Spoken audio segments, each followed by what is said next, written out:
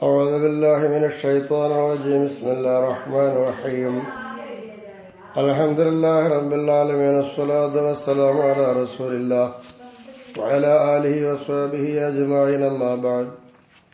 ബഹുമാനികളായ പണ്ഡിതന്മാരെ, നമ്മുടെ ക്ലാസിന്റെ നമ്പർ 21. ഇന്നലെ നമ്മൾ ചർച്ച ചെയ്ത് വെച്ചിരുന്നത് ബിഖിലാഫി മദാഹിബിൽ അർബഅ എന്നതല്ലേ.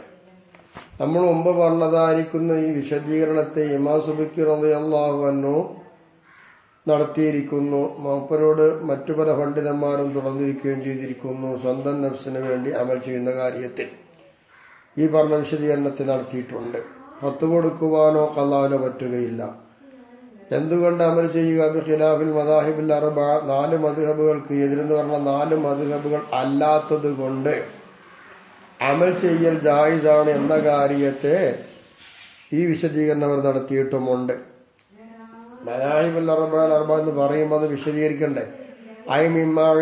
നിസ്ബത്തുഹു, ഇതുമായുള്ളതായിരിക്കുന്ന ബന്ധം അറിയപ്പെട്ടതിൽ നിന്ന് ലിമൻ, ഒരുത്തനോട് യജൂസു തഖ്ലീദുഹു, അയാളെ തഖ്ലീദ് ജായിസാണ്. അപ്പൊ അയാളെ തഖ്ലീദ് ചെയ്യൽ ജായിസാണ്. അങ്ങനത്തെ ഒരാളുമായുള്ളതായിരിക്കുന്ന ബന്ധം എന്താണെന്ന് അറിയപ്പെട്ടതിൽ നിന്ന് 4 മദ്ഹബ് അല്ലാത്തത് കൊണ്ട് അമൽ ചെയ്യാൻ പറ്റും. അപ്പോൾ ജമീ ശുറൂത്തി ഇൻദഹു, അമൽ ചെയ്യുന്ന ആളുടെ അടുക്കൽ എന്തൊക്കെയാണോ നിബന്ധനകൾ, ആ നിബന്ധനകളിൽ നിന്നും അറിയപ്പെട്ടു. അമൽ ചെയ്യുന്ന ആൾക്ക് വേണ്ട നിബന്ധന എന്തൊക്കെയാണോ ആ നിബന്ധന മുഴുവത്തും നമ്മളെന്താ അറിയപ്പെട്ടത്, ആ അറിയപ്പെട്ടതിൽ നിന്നും മനസ്സിലാവുന്ന 4 മദ്ഹബുകൾ സ്വീകരിക്കുക. 4 മദ്ഹബ് ഇല്ലാതെ തന്നെ സ്വയം ഒരാൾക്ക് സ്വന്തം ശരീരത്തിന് വേണ്ടി അമൽ ചെയ്യുന്ന കാര്യത്തിൽ ഈ പറഞ്ഞ വിശദീകരണം നടത്തിയിട്ടുണ്ട്. ഫത്ത് കൊടുക്കുവാനോ വിധി പറയുവാനോ പറ്റുകയില്ല. ഇങ്ങനെയാണ്. അപ്പൊ ഇതിന് മനസ്സിലാവുന്നത്, സ്വന്തം കാര്യത്തിൽ അയാൾ അമൽ ചെയ്യുകയാണ് എങ്കിൽ 4 മദ്ഹബ് അല്ലാത്തതുകൊണ്ട് അമൽ ചെയ്യാൻ പറ്റും. അതിന് നിബന്ധനകളുണ്ട്. ആ നിബന്ധന മുഴുവൻ ഒത്തുവരണതിനെ പറ്റുകയുള്ളൂ, അല്ലെ പറ്റൂല. മുജ്തഹിദായ ഒരാൾ, മുജ്തഹിദായിരിക്കുന്ന ഒരാൾക്ക് എന്തൊക്കെ പറ്റുന്ന കാര്യം പറഞ്ഞു വരുന്നുണ്ടല്ലോ. അതാണല്ലോ ലിമൻ യജൂസു തഖ്ലീദുഹു എന്ന് പറഞ്ഞത്. അപ്പൊ മുജ്തഹിദായ ഒരാള് അയാൾക്ക് എന്തൊക്കെ എടുക്കാൻ പറ്റുമെങ്കിൽ, അത് ഗവേഷയോഗ്യനാണെങ്കിൽ അയാൾക്ക് ഈ 4 മദ്ഹബും അല്ലാത്ത അമൽ ചെയ്യാലോ. എന്നാലും അത് സ്വീകരിക്കേണ്ട ആവശ്യമില്ല.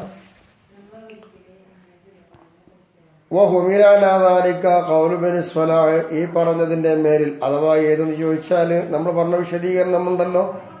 ഖളാ ഇഫ്താ പോലോത്തതിൽ എന്ത് പറ്റുകയില്ല, മദ്ഹബ് സ്വീകരിക്കാതെ പറ്റുകയില്ല, മദ്ഹബ് സ്വീകരിക്കണം. അപ്പൊ ഖളാ ഇഫ്താ അല്ലാത്തത് കൊണ്ടുള്ളത് ആ സംഗതി നമ്മൾ പറഞ്ഞത്. അപ്പൊ ആ വിശദീകരണത്തിന്റെ മേലാണ് ഖളാ ഇഫ്താ അല്ലാത്തത് പറഞ്ഞല്ലോ, സ്വന്തം നഫ്സിനെ അമൽ ചെയ്യാതല്ല, അതിന്റെ മേൽ ചുമത്തേണ്ടതാണ് ഖൗലു ഇബ്നു സ്വലാഹിന്റെ വാക്ക്, ലാ യജൂസു തഖ്ലീദു ഗൈറിൽ അഇമ്മത്തിൽ അർബഅ. 4 ഇമാമികൾ അല്ലാത്തവരെ തഖ്ലീദ് ചെയ്യാൻ പറ്റുകയില്ല. 4 ഇമാമികൾ തഖ്ലീദ് ചെയ്യണം. അതെന്ത് വിഷയത്തിലാണ് 4 ഇമാമികൾ തഖ്ലീദ് ചെയ്യണമെന്ന് പറഞ്ഞത്? ഫീ ഖളാഇ ഔ ഇഫ്താഇ, വിധി പറയുന്ന കാര്യത്തിനോ ഫത്ത് കൊടുക്കുന്ന കാര്യത്തിനോ 4 മദ്ഹബ് സ്വീകരിക്കാൻ പറ്റൂല. നേരെ മറിച്ച് 4 മദ്ഹബും ഇല്ലാതെ സ്വന്തം നഫ്സിന് വേണ്ടി അമൽ ചെയ്യുകയാണെങ്കിൽ അതിന് നിബന്ധന ഒത്തു വന്നാൽ അയാൾക്ക് ചെയ്യാം. ഫത്വക്ക് പറ്റുകയില്ല. ഫത്വക്ക് 4 മദ്ഹബ് സ്വീകരിച്ചേ പറ്റും. അവിടെയാണ് ഈ പറഞ്ഞ ഇബ്നു സ്വലാഹിന്റെ വാക്കുദ്ധരി നമ്മള് ചുമത്തപ്പെടുക. അപ്പൊ ഈ പറഞ്ഞ സ്വന്തം നഫ്സിന് അമൽ ചെയ്യാൻ പറ്റും എന്ന് പറഞ്ഞതിലല്ല. തഖ്ലീദിന്റെ ഏതെല്ലാം രൂപം കണ്ടോ അതുപോലെ തന്നെ ഈ ഖിലാഫ് വരുന്ന, അഥവാ നമ്മൾ ഈ പറഞ്ഞ സ്വന്തം നഫ്സിന് വേണ്ടി അമൽ ചെയ്യൽ ജായിസാണ് എന്നതിനെ ഉൾപ്പെടുന്ന വിശദീകരണം നൽകിയല്ലോ. അതിലേക്കാണ് മർജിലി, അതാണ് മഹല്ല് ദാലിക എന്ന് പറഞ്ഞത്. ഇത്തരം കാര്യങ്ങളൊക്കെ ചെയ്യാൻ പറ്റും എന്ന് പറഞ്ഞത്. മാലം യതതബ്ബഅ റുഖസ, ഇളവ് തേടി നടക്കാത്ത കാലത്തോളം, ഇളവുകൾ പരിശോധിക്കാത്ത കാലത്തോളമാണ്. സ്വന്തം നഫ്സിന് വേണ്ടി അമൽ ചെയ്യുന്ന ഈ ആള് ഒരു ഇളവ് സ്വീകരിക്കുക, ആ ഇളവ് കിട്ടാൻ വേണ്ടി മാത്രം നടക്കുകയാണെങ്കിൽ പറ്റുകയില്ല. ഇല്ലാത്തുമ്പോഴാണ് ഇത് പറ്റും എന്ന് പറഞ്ഞത്. എത്രത്തോളം ഇളവ് തേടുക? അവന്റെ പിരടിയിൽ നിന്ന് ഇസ്ലാമികമായിരിക്കുന്ന ബന്ധങ്ങൾ അഴിഞ്ഞു പോകും. ആ വിധത്തിൽ ഇളവ് തേടി നടക്കുക. അങ്ങനെ ഇളവ് തേടി നടക്കാത്ത കാലത്തോളം, പരിശോധിക്കാത്ത കാലത്തോളമാണ് സ്വന്തം ശരീരത്തിന് വേണ്ടി അമൽ ചെയ്യൽ പറ്റും എന്ന് പറഞ്ഞത്. വയില്ല അങ്ങനെയല്ല എങ്കിൽ അസിമ ബിഹി അങ്ങനെയെങ്ങാനും ഇളവ് തേടിക്കൊണ്ട് തന്റെ ഇസ്ലാമിൽ തന്റെ ബന്ധങ്ങൾ ഒഴിഞ്ഞു പോകുന്ന രൂപത്തിൽ അവൻ സ്വീകരിക്കുകയാണെങ്കിൽ നടപ്പാക്കുകയാണെങ്കിൽ കുറ്റക്കാരനായി മാറും. മാത്രമല്ല ഖീല ഫിസ്ഖുൻ അങ്ങനെ ചെയ്യലെന്ന തമ്മാടിത്തം കൂടിയാണെന്ന് പറഞ്ഞിട്ടുണ്ട്. ഓ വജീഹുൻ തമ്മാടിത്തമാണെന്ന് പറഞ്ഞു ഏറ്റവും ന്യായവുമാണ് എന്നാണ്. ഖീല പറയപ്പെടുന്നുണ്ട് ഇവിടെ തമ്മാടിയാണ് ഇത്തരമൊരാൾ എന്ന് പറഞ്ഞ ഖൗലുൽ ഉർഫ് അത് ദുർബലതയാവുക, അത് ദുർബലമാവുക എന്ന് പറഞ്ഞ മഹൽ എവിടെയാ? ഇൻ തതബ്ബഅഹ ബിൽ മദ്ഹബിൽ മുദവ്വനതി ഏടാക്കപ്പെട്ടതായിരിക്കുന്ന മദ്ഹബുകൾ. അത് 4 മദ്ഹബല്ലേ ഉള്ളൂ. ഇങ്ങനെ ഗ്രന്ഥങ്ങൾ രചിച്ചുകൊണ്ട് ഇന്നതാണ് മദ്ഹബെന്ന് വ്യക്തമാക്കിത്തതായിരിക്കുന്ന ക്രോഡീകൃതമായ മദ്ഹബുകൾ. ഈ മദ്ഹബുകളിൽ നിന്നാണ് ഇവൻ ഇളവുകളെല്ലാം പരിശോധിച്ച് തേടി നടക്കുന്നത് എങ്കിൽ അവിടെ ഫാസിഖാണ് എന്ന് പറയുന്നത് ദുർബലമാണ്. ഇല്ല അങ്ങനെയല്ല, ഈ ഏടുകളൊക്കെ വിട്ട് ഈ മദ്ഹബൊന്നും അല്ലാത്ത മറ്റു രൂപത്തിലാണ് ബന്ധപ്പെടുന്നതെങ്കിലോ എന്നാ പിന്നെന്തായി? ഫിസ്ഖുൻ അത് തമ്മാടിത്തം തന്നെയാണ്. ഖത്ത് അതിലാർക്കും അഭിപ്രായമില്ല.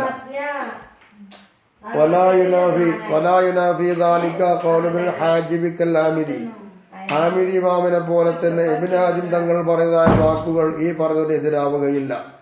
ഇതിനോട് എതിരാവുകയില്ല എന്ന് പറഞ്ഞത് ഏതാണെന്ന് ചോദിച്ചാല് ഒരൊറ്റ മസ്അലയിൽ അമൽ ചെയ്തതിന് ശേഷം എന്ത് ചെയ്യാന്നറിയാമോ? അമൽ കഴിഞ്ഞു അതേ മസ്അലയിൽ തന്നെ മറ്റൊരു ഇമാമിനെ തഖ്ലീദ് ചെയ്യുക ചെയ്തുകൊണ്ട് അമൽ ചെയ്തിട്ടുണ്ടെങ്കിൽ വേറൊരു ഇമാമിനെ തഖ്ലീദ് ചെയ്യാൻ പറ്റും അമൽ കഴിഞ്ഞതിന് ശേഷം ഒരു മസ്അലയിൽ എന്നുള്ളതാണ് ജായിസ് പറഞ്ഞത്.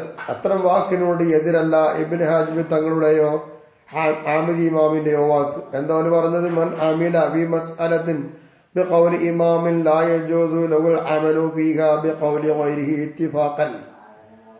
ഒരു ഇമാമിന്റെ വാക്കെടുത്തുകൊണ്ട് ഒരു മസ്അലയിൽ ഒരാൾ അമൽ ചെയ്തു. അങ്ങനെ ആ മസ്അലയിൽ ഒരു ഇമാമിനെ സ്വീകരിച്ചുകൊണ്ട് അമൽ ചെയ്തയാൾ ഇനി മറ്റൊരു ഇമാമിന്റെ വാക്കെടുത്തുകൊണ്ട് അതേ അമലിൽ തന്നെ അമൽ ചെയ്യാം, അതേ മസ്അലയിൽ അമൽ ചെയ്യാൻ പറ്റുമോ? പറ്റൂല എന്നാണ് ആമിദി ഇമാം പറഞ്ഞതുപോലെ തന്നെ ഇബ്നു ഹാജിം തങ്ങളും പറഞ്ഞത്. അത് ഇത്തിഫാഖാണെന്ന് അവർ പറഞ്ഞിട്ടുണ്ട്. ഈ പറഞ്ഞ വാക്ക് നമ്മൾ മുമ്പ് പറഞ്ഞതിനോട് എതിരാവില്ല. മുമ്പ് പറഞ്ഞത് എന്താണ്? ഒരു മസ്അല, ആ ഒരു മസ്അലയിൽ ഒരു ഇമാമിനെ തഖ്ലീദ് ചെയ്യാം എന്ന് അമൽ ചെയ്തു. അങ്ങനെ അമൽ ചെയ്ത് കഴിഞ്ഞതിന് ശേഷം എന്ത് ചെയ്യാം? മറ്റൊരു ഇമാമിനെ തഖ്ലീദ് ചെയ്യാം എന്ന് നമ്മൾ പറഞ്ഞത്. ഇത് തമ്മിൽ എതിരില്ല.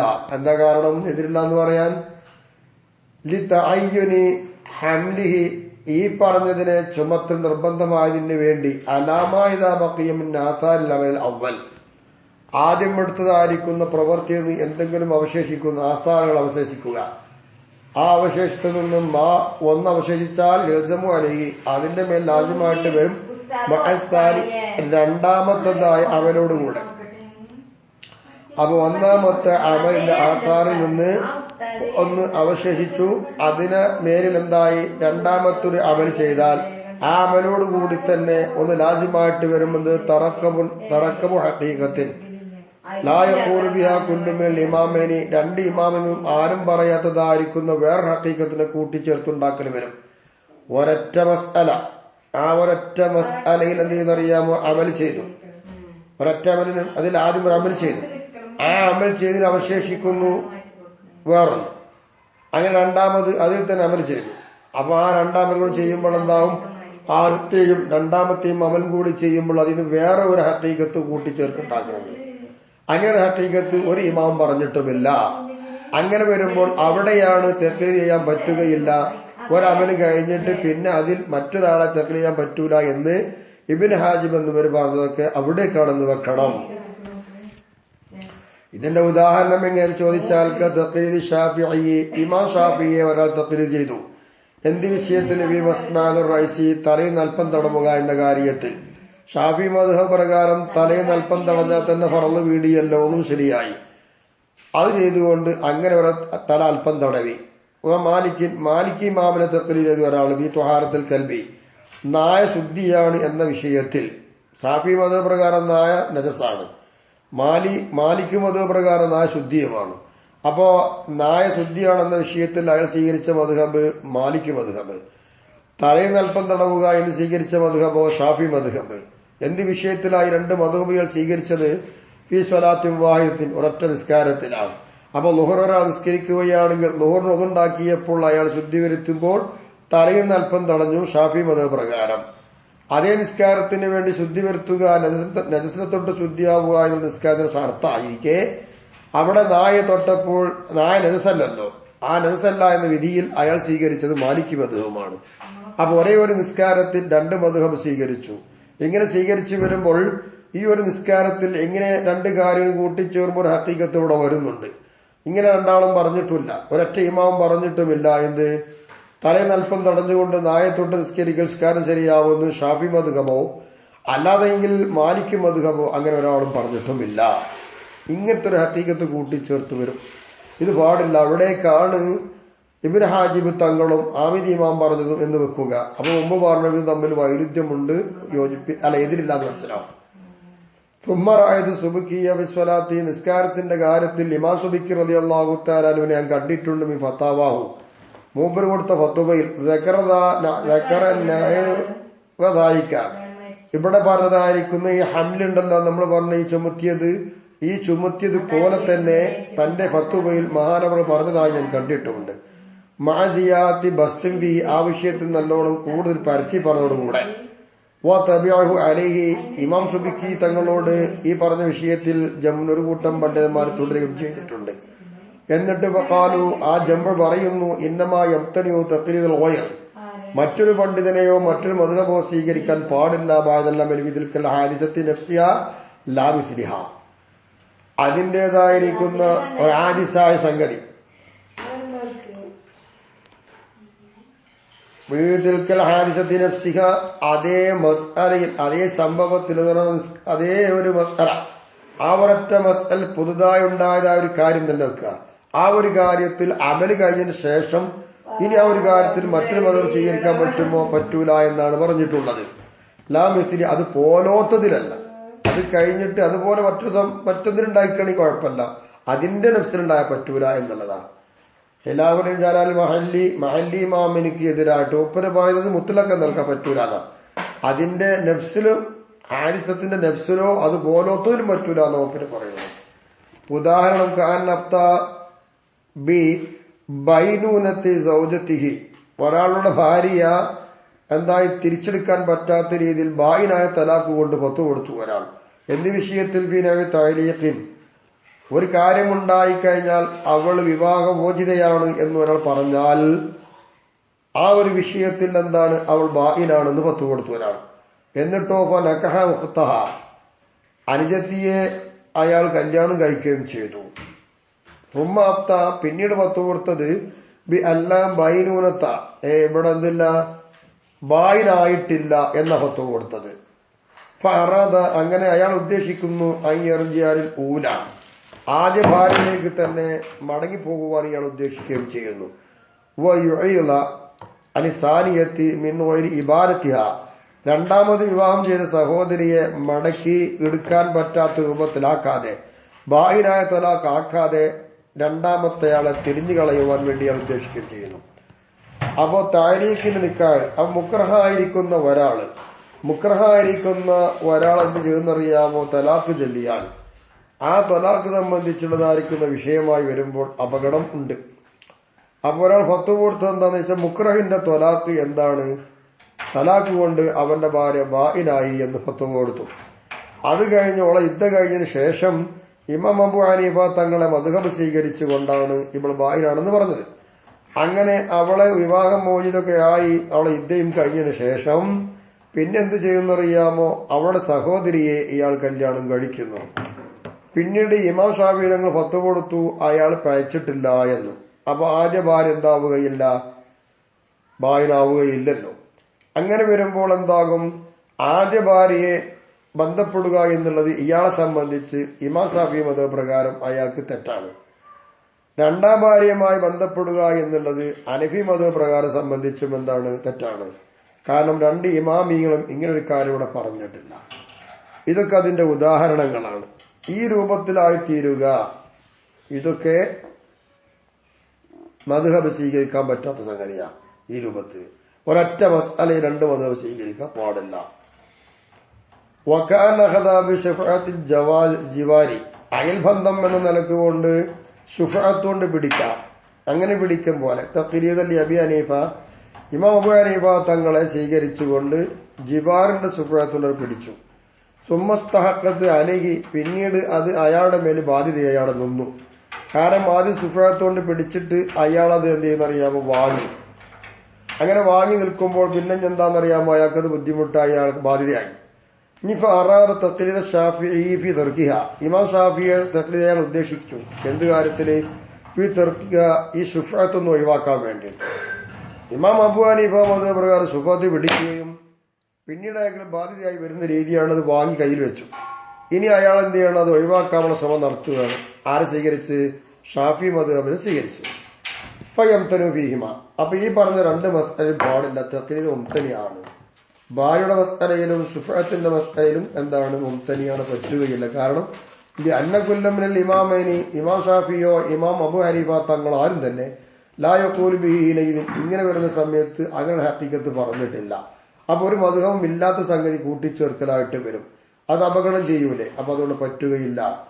അതായത് ശുഫഅത്തോണ്ട് പിടിക്കൽ ജായിസ്, പിടിക്കാതിരിക്കൽ ജായിസ്, അങ്ങനെ മദ്ഹബ് പറഞ്ഞിട്ടില്ല. രണ്ടാമൊരു ഭാര്യ സഹോദരൻ ജ്യേഷ്ഠത്തി അനുജത്തിയും കല്യാണം കഴിച്ചു കഴിഞ്ഞാൽ ഒരാൾ ഹലാലായിരിക്കെ അതോടൊപ്പം മറ്റൊരു ഹലാലാണെന്ന് ആരും പറഞ്ഞിട്ടില്ല. ഇങ്ങനെ അപകടം വരും. അതുകൊണ്ട് വഅലം ദാലിക, ഈ പറഞ്ഞ വിഷയം ശരിക്കും നീ അറിഞ്ഞോ? ഫഇന്നഹു മുഹിമ്മുൻ, ഇത് മുഖ്യമായ കാര്യമാണ്. ലാ തഗ്തറ ബിമൻ അഖദ ബില്ലാഹിരി മാ മറ, മുമ്പ് പറഞ്ഞ ഒരു കാര്യം കൊണ്ട്, അഥവാ സ്വന്തം നഫ്സിനെ അമൽ ചെയ്യാമെന്നൊരു ഖൗൽ മുമ്പ് പറഞ്ഞു, അതിന്റെ ബാഹ്യമായി പിടിച്ചുകൊണ്ട് നീ ചതിപ്പെടാൻ നിൽക്കണ്ട. അത്ര ആൾക്കാരെ സ്വീകരിച്ചുകൊണ്ട് ചതിപ്പെടാൻ നിൽക്കണ്ട. ഇങ്ങനെയാണ് അതിന്റെ മസാല. ഇനി വജുഹൈനി, രണ്ട് വജുഹ് എന്ന് പറഞ്ഞുകൊണ്ട് ഞാൻ വ്യക്തമാക്കും. കൗലൈനി എന്നൊക്കെ പറഞ്ഞില്ലേ? അപ്പൊ കൗലൈനിയെ വ്യക്തമാക്കുക. വൽ വജുഹൈനി, രണ്ട് വജുഹയോ അവൽ ഔജുഹി, അല്ലെങ്കിൽ രണ്ട് വജുഹ് ഉണ്ടെന്ന് പറയും, അല്ലെങ്കിൽ ഔജുഹ് ഉണ്ടെന്ന് പറയും. ആർക്കുള്ളതാണ് വജുഹൈനി ഔജുഹൊക്കെ?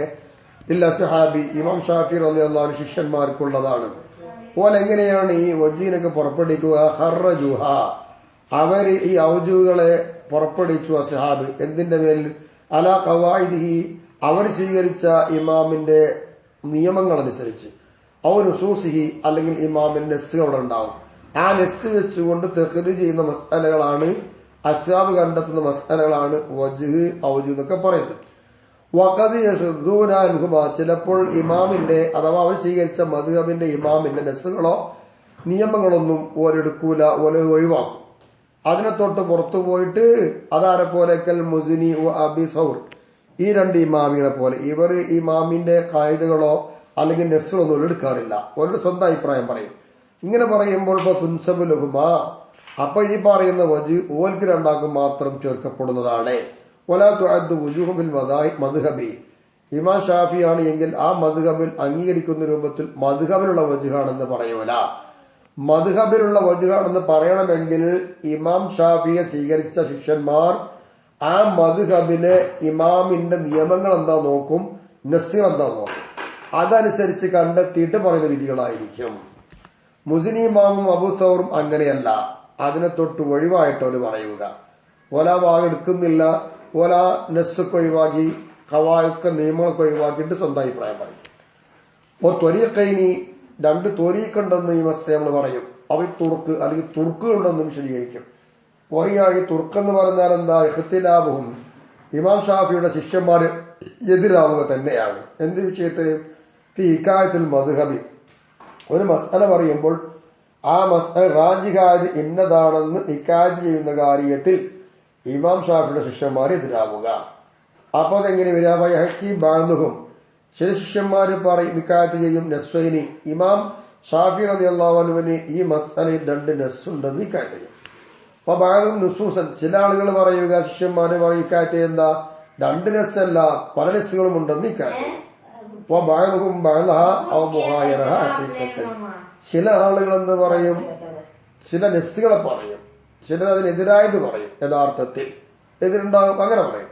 ഏതുപോലെ ഔജിഹ് എന്ന് പറയും. ബദ അഖ്വാൽ, അഖ്വാൽ എന്ന് പറയേണ്ട അടുത്ത് ഔജിഹ് എന്ന് പറയും. അതല്ല എങ്കിൽ ഔ അക്സി, അല്ല നേരെതിര് പറയും പോലെ. അഖ്വാല് പറയേണ്ട അടുത്ത് ഔജിഹ് പറയുക, ഔജിഹ് പറയേണ്ട അടുത്ത് അഖ്വാല് പറയുക. ഇങ്ങനെ എന്തെങ്കിലുമൊക്കെ ഉണ്ടാവും ചിലത്. ഹക്കീക നിലക്ക് മുഖായർ ഉണ്ടാവും. ഇത്തിബാറിൽ അല്ലെങ്കിൽ പരിഗണന വെച്ചുകൊണ്ട് എന്ത് വരാം, മുഖായറത്ത് വരാം. അങ്ങനെ മുഖായറായത് പറയും. അത് ഏതുപോലെയൊക്കെ തഫ്സീരി മുഖാബലത്ത് ഇത്ലാഖിൻ, ഒരു ഇത്ലാഖാന്റെ കാര്യത്തിന്റെ നേരെ എതിര് വിശദീകരിക്കും പോലെ, ഇത്ലാഖാൻ സംഗതിയ അത് നേരെ എതിര് വിശദീകരിക്കും പോലെ, അതിന്റെ അക്സ് പോലെയും മുഖയ്യദിന്റെ മുഖാബലിലായിരിക്കും തഫ്സീർ ഉണ്ടാവുക. അങ്ങനെയും വരാം. ഇങ്ങനെ വരുമ്പോൾ പരിഹാദ ഈ കാരണത്തിന് വേണ്ടിയാണല്ലോ, അഥവാ ഈ ഇഖ്തിലാഫുകൾ പല ഇനങ്ങളായി വന്നു. ഇങ്ങനെ വരുമ്പോൾ മസ്അലകളിൽ അധികത്തിലും തുർക്കുകൾ അധികരിച്ചു വരാൻ കാരണം ഈ ഭിന്നിപ്പ് അധികരിച്ചത് കൊണ്ടാണ്. നെസ്സിനെയും വിശദീകരിക്കലും ആ കാര്യത്തിൽപ്പെട്ടതാണ്, നഫായിൽപ്പെട്ടതാണ്. നെസ് എന്ന് പറഞ്ഞാൽ മസ്തറാണെങ്കിലും ഇസ്മഖുന്റെ അർത്ഥമാണ് മൻസൂസി. ഷാഫിഈ റളിയല്ലാഹു അൻഹു, ഇമാം ഷാഫിഈ റളിയല്ലാഹു അൻഹുവിനെ നസ്സാക്കപ്പെട്ട സംഗതി ഇവിടെ ഉണ്ടെന്ന് പറയും. അത് നെസ്സിന്റെ അർത്ഥം ഇസ്മഖുന്റെ അർത്ഥമാണ്. നെസ് എന്ന് പറയുന്നത് എന്തിൽ നിന്ന് പോകുന്നതാണ്? മിൻ നസ്സൈഅ ഐ റഫഅഹു വഅദ്ഹറഹു, അതിനെ ഉയർത്തി അതിനെ വെളിവാക്കി എന്നർത്ഥം വരുന്ന നസ്സൈ ഉണ്ട്. അതിൽ പിടിക്കപ്പെട്ടതാണ് നെസ്. അന്ന് അങ്ങനെ പറയാൻ കാരണം വെച്ചാൽ അന്നോ നിശ്ചയമാടും കാര്യം ലമ്മാ നുസിബ ഇലൈഹി, ആ ഇമാമിലേക്ക് ആ ഒന്നിനെ ചേർക്കപ്പെടുമ്പോൾ ഇമാം ഷാഫിക്ക് ചേർത്തുകൊണ്ട് നെസ്സിന് നിലനിർന്നത്. അങ്ങനെ ആ നെസ്സിന് ഇമാം ഷാഫിയിലേക്ക് ചേർക്കപ്പെടുമ്പോൾ മുഹാരിദിൻ ആ നെസ്സിനെ എതിർക്കുന്നൊന്നും ഇവിടെ ഇല്ല. അങ്ങനെ ഇല്ലാതെ തന്നെ ഇമാം ഷാഫിയിലേക്ക് അത് ചേർക്കപ്പെടുമ്പോൾ കാണാഹിറൻ അത് വളരെ വ്യക്തമായതായി മർഫൂഅ റുതുബത്തി അലാ ഗൈരി, മറ്റ് ഇമാമിങ്ങളെക്കാൾ ഈ ഇമാമിന് സ്ഥാനത്ത് ഉയർത്തപ്പെടുന്നതുമായി. അപ്പൊ ഉയർത്തപ്പെടുന്നതായ ഒരു ലാഹിറായ സംഗതി ആയി മാറി. അപ്പോ മറ്റ് ഇമാമിങ്ങളെക്കാൾ ഈ ഇമാമിന് സ്ഥാനത്തെ ഉയർത്തപ്പെടുന്നതിനെ വെളിവാക്കപ്പെടുന്നതായി മാറും അതിലേക്ക് ചേർത്തി പറയുമ്പോൾ എന്നുള്ളതാണ്. ഇൻഷാ അല്ലാഹ് ഇനി നമുക്ക് പറയാം, ബാക്കി ക്ലാസ് നാളെ തുടരാം. അള്ളാഹു ഖബൂൽ ചെയ്യട്ടെ, തെറ്റുകൾ പുറത്തു തരട്ടെ. ആഖിറു ദഅവാനാ അൽഹംദുലില്ലാഹി റബ്ബിൽ ആലമീൻ. അസ്സലാമു അലൈക്കും വറഹ്മത്തുള്ളാഹി വബറകാതുഹു.